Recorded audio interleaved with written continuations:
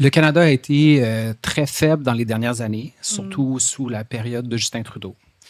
Il y a eu beaucoup d'erreurs qui ont été faites. Là, il y a eu des assassinats politiques commandés par des gouvernements étrangers. Là, je parle du gouvernement indien au Canada. Ça, ce sont des choses qu'un pays souverain, qui a une certaine conception de la sécurité de ses citoyens aurait dû dénoncer de façon beaucoup plus forte que dans le passé. Donc, tout ça est extrêmement important. Mhm. Chaque année, on publie un rapport annuel sur les cyberincidents géopolitiques touchant le Canada.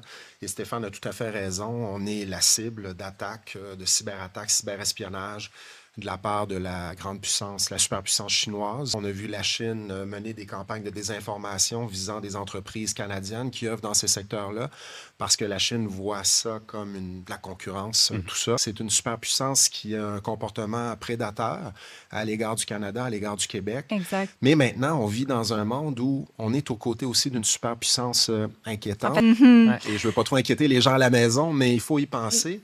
Il faut ajuster nos politiques en conséquence. Puis il faut arrêter de se dire que c'est passager. Mhm. Pendant le premier mandat de Trump, les gens nous disaient, ça va passer. On ne peut pas croire qu'il va être là 8 ans. On ne peut pas croire qu'il va être élu.